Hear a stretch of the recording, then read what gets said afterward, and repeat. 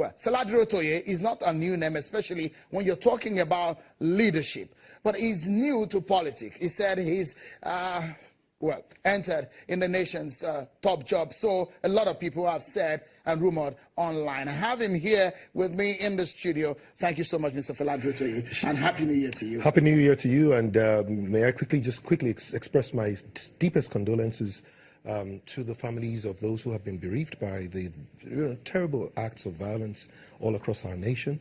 Our hearts, as a nation, our hearts and prayers should go to everyone who has been bereaved. And I do pray that, as we have always done as a nation, we gather and rally round those who have been bereaved. And Nigerians, we learn how to support ourselves. So please, if anyone is listening now, please, find a way to support the families of those whom we've experienced the bereavement.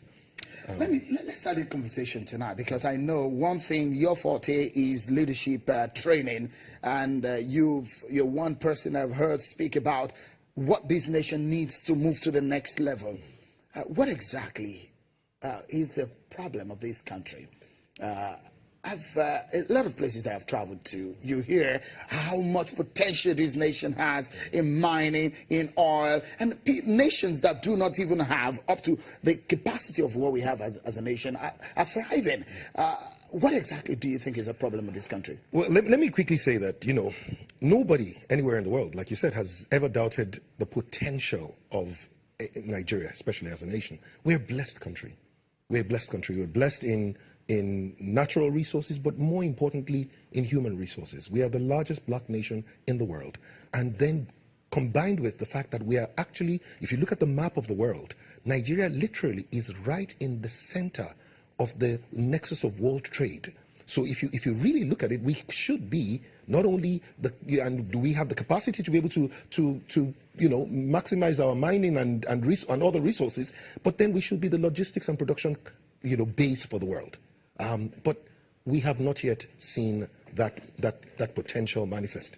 And I believe that potential is not a blessing to a nation. Potential is a call to responsibility for every generation to maximize this. This is what I believe. And the only challenge that we have found, that between potential and the reality of the greatness of any nation, is something called good governance. And good governance is very simple. It's not a hypothetical, it's simple. When good people who have a heart for the people, a love for the nation, who have the capacity to be able to take the best decisions on behalf of the people, when the brightest and best of the nation are given the opportunity to be able to serve the people in all the elected and appointed offices, as well as in the bureaucracy and in the private sector, when the people who have the capacity are given the opportunity, then you have good people in governance. The problem with Nigeria so far is that we have not yet seen a system that produces naturally good people into governance. Really? I mean, a lot of people, so you're talking about the leadership system in Nigeria? Oh, yes. So there's a leadership system that I call selectocracy in Nigeria. What does that mean? The selectocracy simply is a kind of system whereby the access to positions of authority and, in some cases, power is in a sense determined by a few people who have a higher interest in themselves and their own select interest than they have in the interest of the general public. So in the political parties, for instance, I know that in most of the political parties, we have heard of times, and we have seen times when young people have tried to run for either office of local government chairman or whatever the other offices are, and then there are certain people who arrogate unto themselves the right to decide who will go as an aspirant to become a candidate. Does this not happen in other climes? No. In the United States? No, it doesn't. I mean, look at, if you remember, right? And Barack Obama was not the preferred candidate of the Democratic Party. The establishment candidate was Hillary Clinton.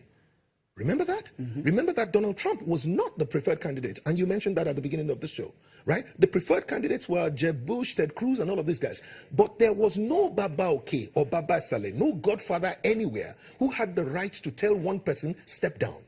That was given to the people. How did they do it? Very simple. The political parties give voting rights to the members of the party, not just delegates. They give voting rights to the members of the party, especially at the primary elections level. So basically, do you say, or are you saying that is a breakdown in the leadership structure, or there is a leadership failure in Nigeria? Oh, well, I don't even know whether to call it a leadership failure, because what we have are not leaders, and we have not seen leaders really emerge in Nigeria. What we have are rulers, and we have to call rulers for what they are.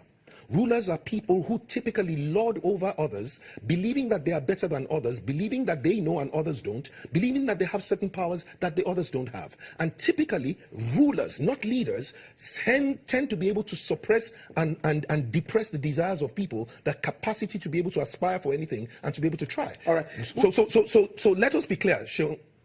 We have not seen leadership in Nigeria. Okay, we take a breather, but when we come back, Fela Durotoye here, he's coached people about what leadership could mean. But again, in 2019, what will matter? Who could be the next president of Nigeria? That's going to be one major issue that you and I will be discussing alongside with Fela Durotoye on the show. Don't go anywhere, everyone. Stay with us.